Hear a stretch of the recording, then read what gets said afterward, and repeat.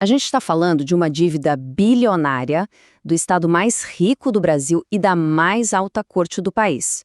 Pois é, lá em Brasília está rolando um impasse financeiro de altíssimo risco. E hoje a gente vai mergulhar fundo para entender exatamente o que está em jogo.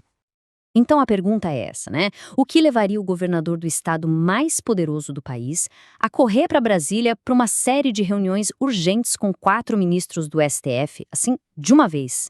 A resposta curta? Dinheiro. Muito dinheiro. Estamos falando de uma dívida gigantesca e da tentativa de garantir uma economia, olha, absurda para os cofres do estado. Bem, o estupim de tudo isso foi uma viagem. E não foi uma viagem qualquer.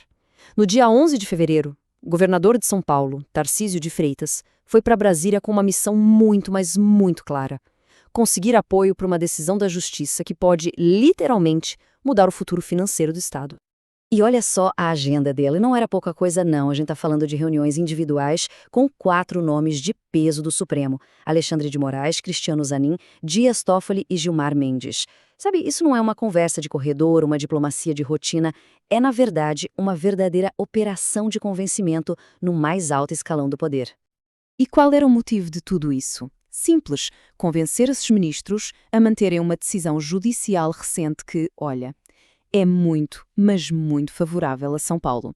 Uma decisão que, na prática, pode significar uma economia de milhões e milhões de reais para o Estado. Ok, mas como é que uma renegociação de dívida foi parar no colo do Supremo, né? Parece complicado, mas a gente pode resumir assim. Primeiro, São Paulo pediu para entrar num programa federal de alívio da dívida. Aí, o Tesouro Nacional disse não, bloqueou a entrada. O que São Paulo fez? Recorreu, claro. E a briga foi subindo, subindo, até parar lá na mais alta corte do país.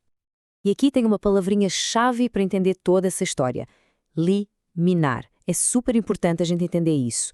Uma liminar é basicamente uma vitória temporária. Pensa numa espécie de trégua no meio da batalha. São Paulo ganhou o primeiro round, mas a luta não acabou. A decisão final, a que vale mesmo, ainda não foi tomada.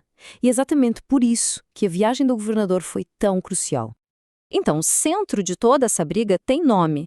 É o programa PROPAC. O que acontece é que São Paulo diz que cumpriu todas as regras, fez tudo direitinho para entrar nesse programa. Só que o Tesouro Nacional basicamente fechou a porta na cara do Estado, disse que não ia reconhecer a adesão. Então, o que está em jogo é justamente o acesso a esse clube de renegociação de dívidas. E por que todo mundo quer tanto entrar nesse programa? Bom, um dos motivos principais está aí, nesse número: 30 anos. É isso mesmo. O Propag dá aos estados um prazo de até 30 anos para pagar as dívidas renegociadas. Imagina o alívio financeiro que isso representa a longo prazo? É gigantesco. Mas agora, vamos ao verdadeiro pulo do gato financeiro. Olha só a diferença. Na regra antiga, os juros da dívida eram uma montanha russa, sabe? Podiam flutuar, subindo junto com a taxa Selic, o que deixava tudo super imprevisível e, claro, muito mais caro. Já com o Propag, a história é outra. A regra muda para uma taxa fixa bem mais baixa e o principal estável. Para um estado com uma dívida do tamanho da de São Paulo, a diferença entre o imprevisível e o estável se traduz em bilhões de reais. É muita coisa. E tem mais um detalhe importante: essa vitória temporária, a liminar, funciona como um escudo protetor para São Paulo.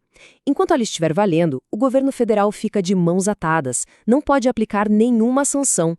Isso significa que não pode colocar o Estado na lista de devedores, nem cobrar a dívida com aqueles juros mais caros, do sistema antigo. É uma proteção crucial enquanto o caso não é decidido. Ok. E agora, o que acontece a seguir? Bem, agora o relógio está correndo e a contagem é regressiva. A partir desta sexta-feira, o futuro da liminar vai ser decidido pelo plenário completo do Supremo. Vai rolar uma votação virtual, que dura uma semana, e aí os ministros vão decidir: ou a vitória de São Paulo se torna definitiva, ou tudo volta à estaca zero. E isso nos leva de volta ao começo de tudo, à viagem do governador. É exatamente por isso que ele foi a Brasília.